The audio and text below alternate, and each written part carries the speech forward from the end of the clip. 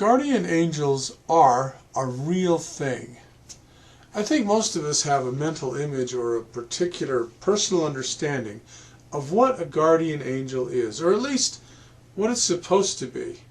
Now, there's likely a lot of different beliefs on the specifics of this, but for this discussion, I am going to go with the definition that it's someone or even something that has an interest in your well-being, a behind-the-scenes helper that tries to influence you to do good things for yourself and others. Now, I am certain that this sort of thing exists for all of us, no matter what label you might want to put on it. The following is an example of what I would call proof. Now, I really have a hard time accepting it as only a coincidental incident. Now, I was very close to my father, and it was devastating for me when he died shortly before my 9th birthday. As time passed on, I got on with my life and adjusted to things as they were. Well, just a couple of months or so after he passed away, while the sting of his passing was still very much there, my older brother Pete got a phone call from my Uncle Jan inviting us to play in a fathers and son church baseball game over at a nearby park, about 10 miles away in another part of town.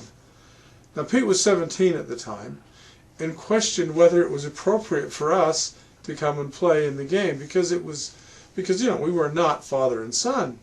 Now, my uncle assured us that that was okay and no one had any objections. It was just a baseball game after all.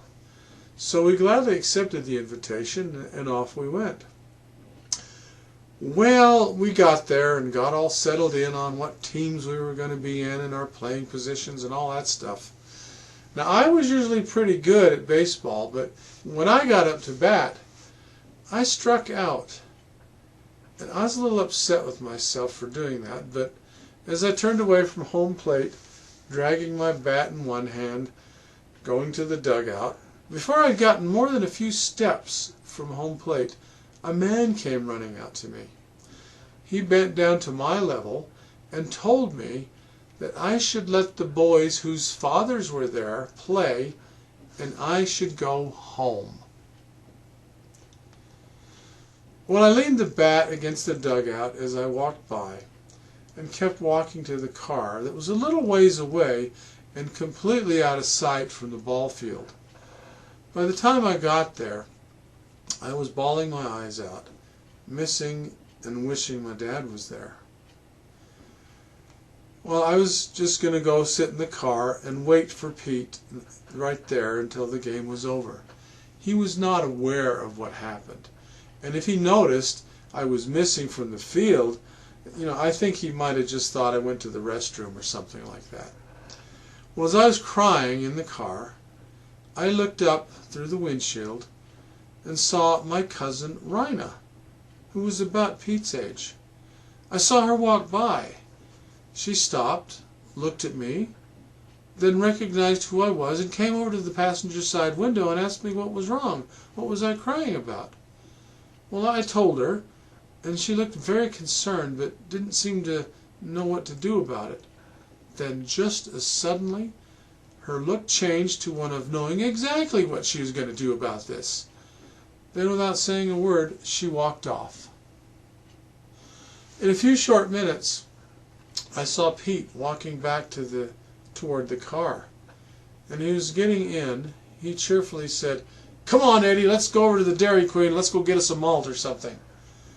Now, I knew the game wasn't even half over yet, so I asked him why he left. He said, "I told him if they didn't want my little brother to play, well, I didn't want to play either." And he said it kind of that way. But right then, and right there, I wasn't sad anymore. I felt good and happy. I guess it was just what I needed to hear from my older brother, who really cared. Where does the guardian angel come in?